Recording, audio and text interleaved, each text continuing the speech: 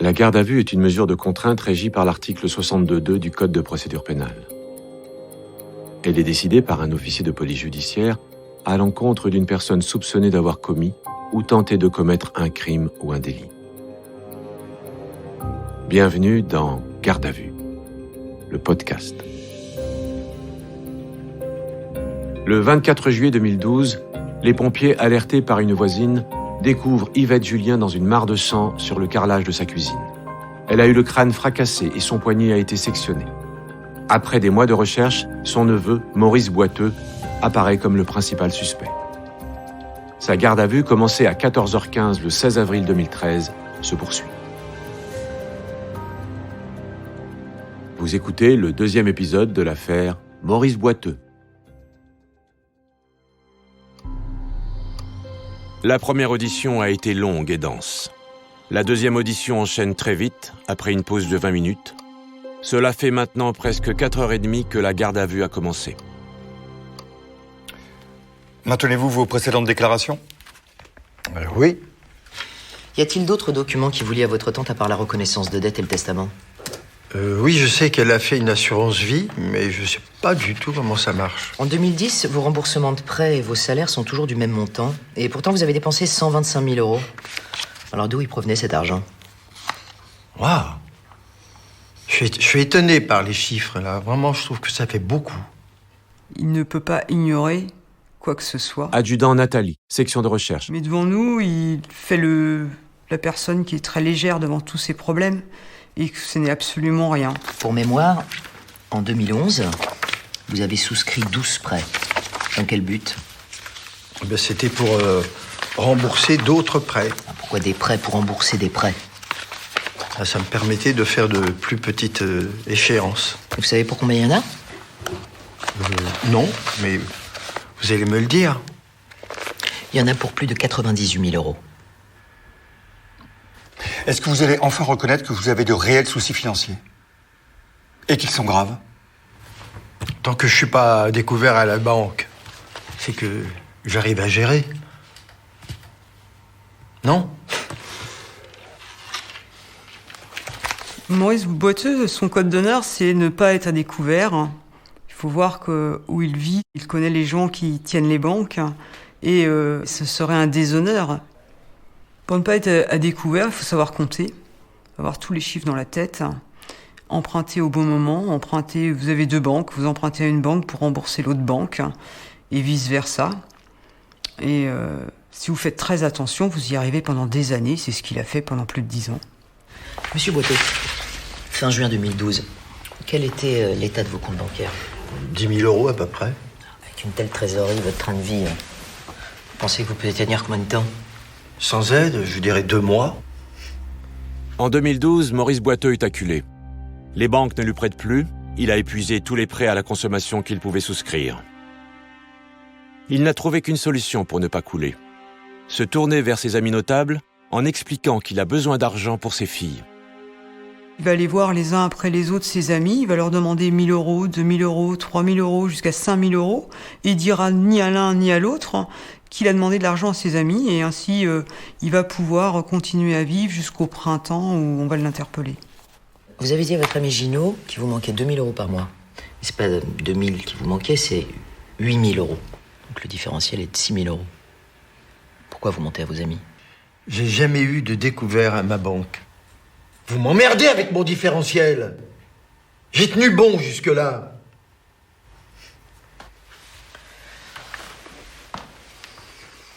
Pour lui, il savait gérer ses comptes. Adjudant Pascal, section de recherche. Il s'en est toujours sorti, et le fait de lui évoquer le différentiel, c'est un peu critiquer sa façon de gérer les comptes, et ça l'a énervé.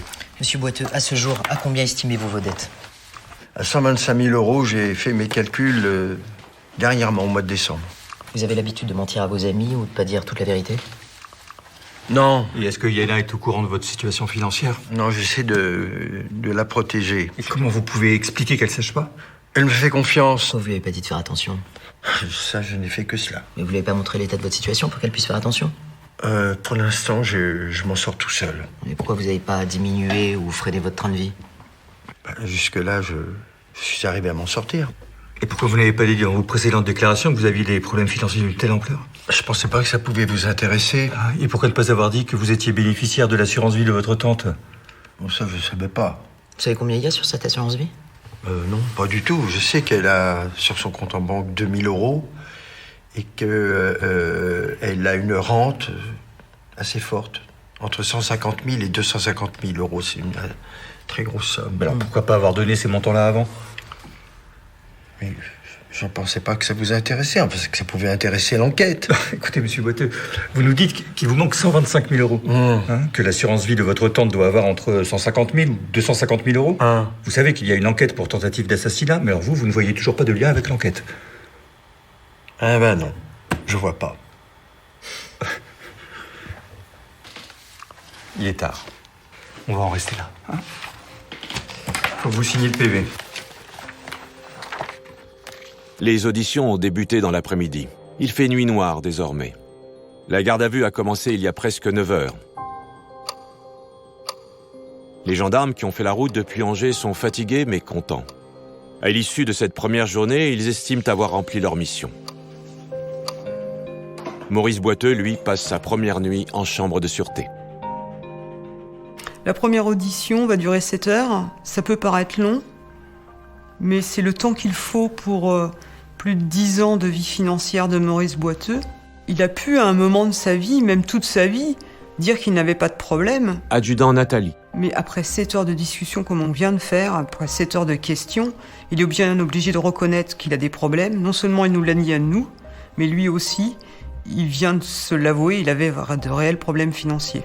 Les enquêteurs ont l'habitude de dire on attendrit la viande, et c'est vrai qu'il va y avoir 8 heures d'interrogatoire poussé. C'est éprouvant physiquement. Alexandre Boutier, avocat de Maurice Boiteux. Suite à ça, on vous laisse cogiter avec vous-même, dans une cellule qui n'est pas appréciable, qui sent mauvais généralement, où il fait froid. Vous n'y dormez pas, vous ne vous y reposez pas, et on rattaque le lendemain. Quand les gendarmes le reprennent pour la 3e audition, il est 9 h du matin. La garde à vue a commencé il y a près de 20 heures. Maurice Boiteux ne veut toujours pas manger.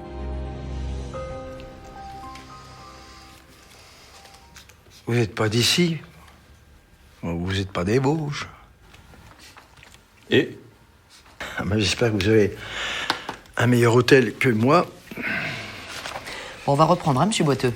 alors, pourriez-vous nous rappeler précisément votre emploi du temps pour la journée du lundi 23 juillet 2012? Son emploi du temps est carré.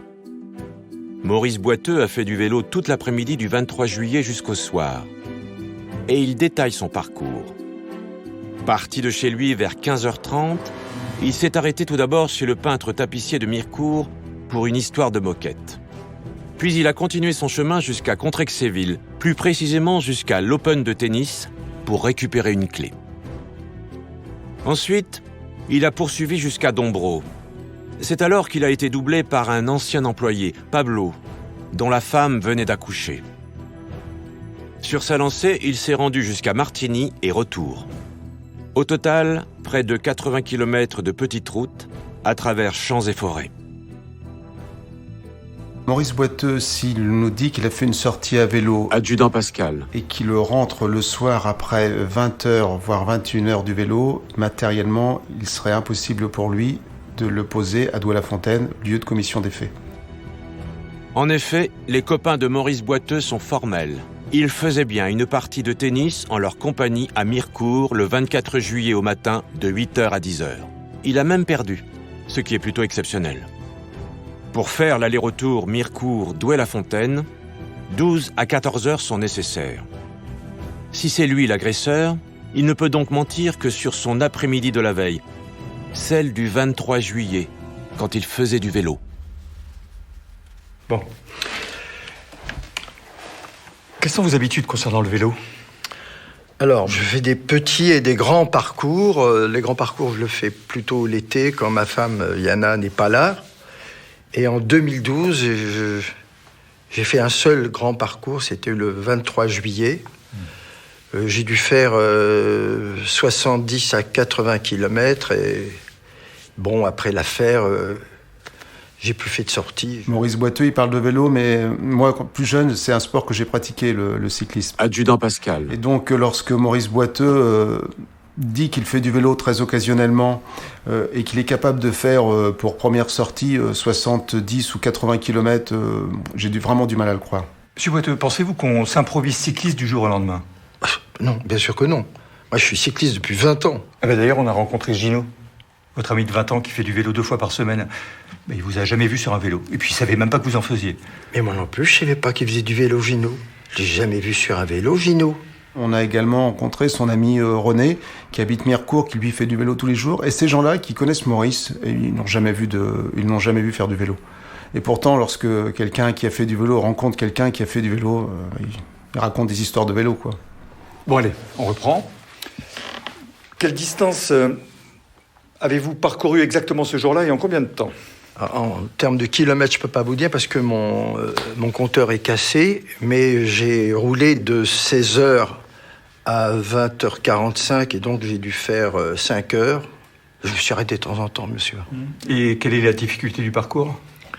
Il y a une petite côte de rien du tout à Renoncourt et après ça monte légèrement. Puis ensuite on arrive à Vittel. Là c'est assez plat. Comme on ne connaît pas la région de Mirecourt et ses alentours, afin d'établir le parcours précisément de Maurice Boiteux, j'ai utilisé un petit logiciel sur informatique qui m'a permis de relier les communes les unes après les autres, mais aussi de dresser le profil de son parcours. Et en fait, on voit que finalement, Maurice Boiteux, il va plus vite dans les côtes que dans les descentes. Donc, ça ne tenait pas la route, son itinéraire vélo. Et puis les difficultés, c'est quand on arrive à Imont. Parce qu'à Imont, alors là, ça monte.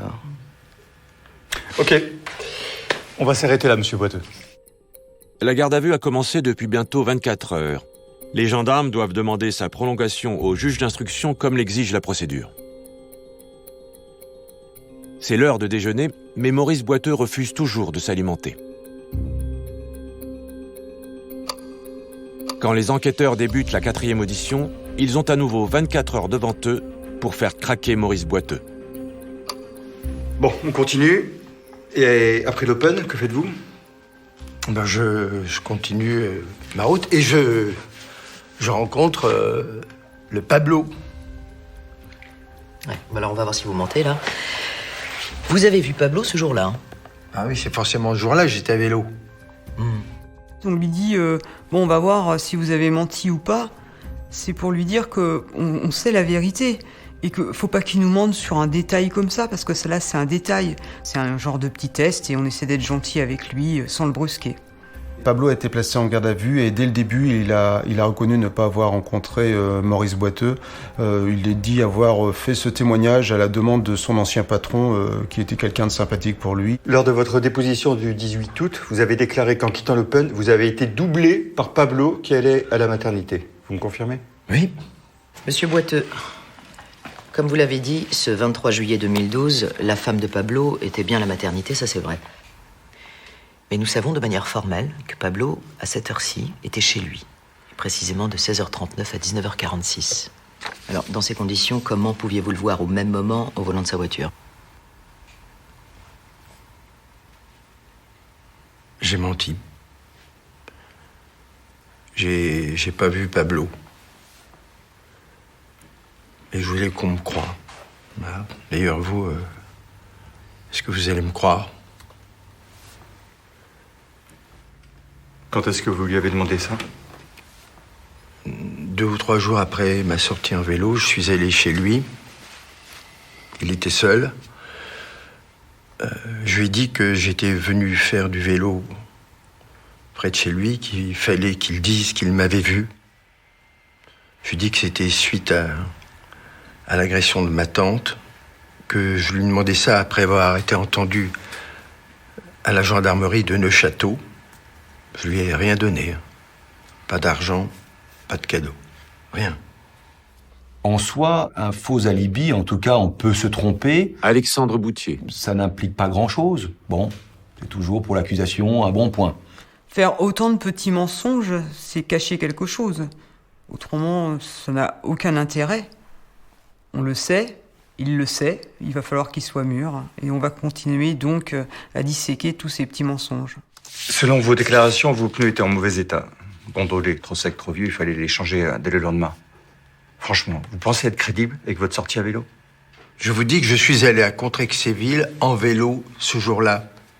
Dans votre déposition du mois de mars dernier, vous avez dit que vous avez fait réparer les pneus de votre vélo le 24 juillet au matin. Alors, Doudou, le réparateur se souvient très bien de votre visite, mais dans son souvenir, c'était en prévision d'une sortie. C'est-à-dire que vous deviez faire du vélo après, donc après le 24. Alors, je vous lis la déposition de Doudou. Il me semble qu'il s'agissait d'un changement de pneu et de chambre à air. Son pneu était craqué, il voulait faire du vélo, il était à plat. Je vous dis que je suis allé à vélo à Contrexéville. Non, je me souviens aussi que mes pneus étaient neufs, mais qu'ils se sont usés durant le parcours. Son histoire de vélo, c'est complètement incohérent, puisque les pneus, ça ne va pas s'user sur 60 km. Bon, et comment s'est passé votre match de tennis le 24 juillet à 8h du matin? Ah, c'est très bien passé. J'ai pas mal aux jambes. Ah bon? Après 80 km, vous aviez même pas mal aux fesses? Waouh! Vous êtes un vrai champion, vous. Vous pensez être crédible? Non, mais j'avais mal aux fesses, mais j'avais pas mal aux jambes. Et vous avez parlé de votre sortie en vélo de la veille à vos copains de tennis? Mais non, j'ai rien dit. Alors, qu'est-ce que vous avez fait après? Et bien après, j'ai continué mon parcours. Je suis rentré chez moi et là, j'ai vu l'appel de la voisine qui avait découvert ma tante. On a vérifié, il était précisément 11h43 quand elle vous apprend l'agression de votre tante. Et d'ailleurs, vous demande d'appeler la gendarmerie de toute urgence. Dans vos auditions du mois d'août dernier, vous dites que c'est ce que vous avez fait immédiatement après. Mais c'est pas vrai. On a vérifié. Vous attendez 1 heure pour le faire. Pourquoi? Pourquoi attendez-vous 12h47 pour téléphoner à la gendarmerie? Je sais pas.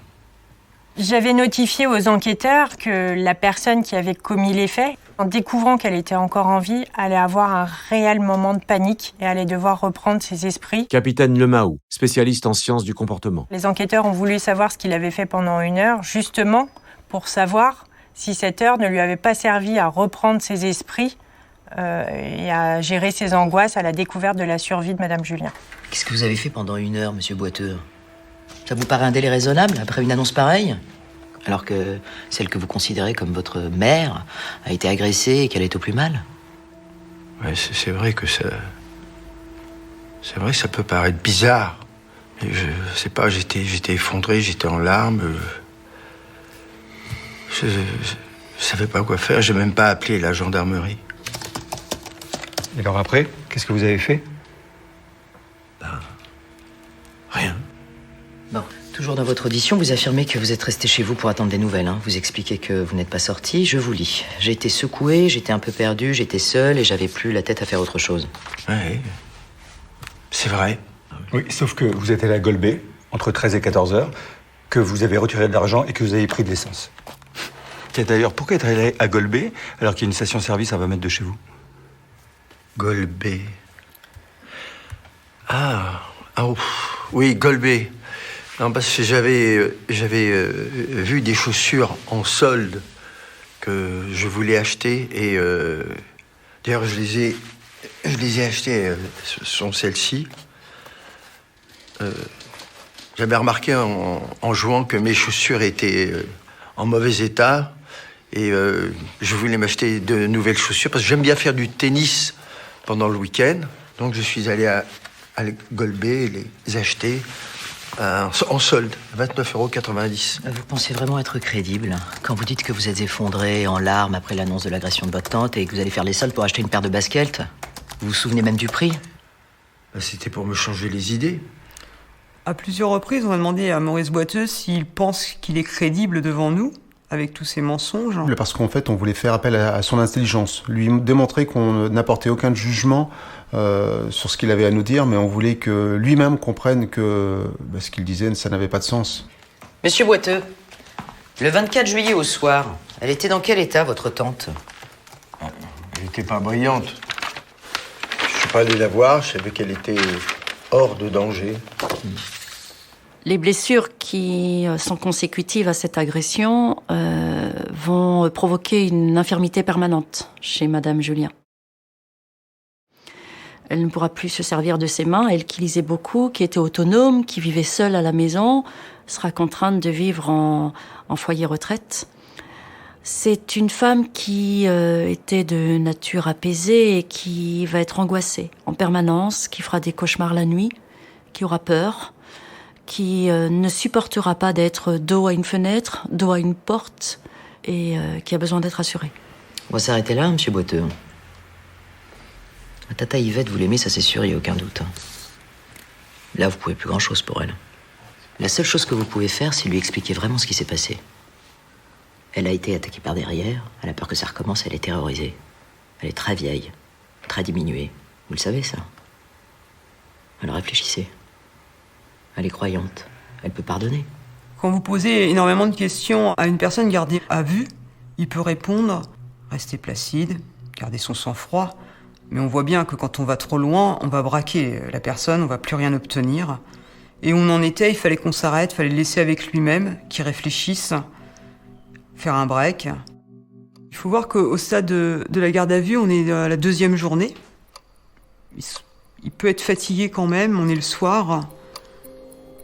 Et c'est long une garde à vue quand on n'est pas criminel, quand c'est la première fois, quand on est un primaire.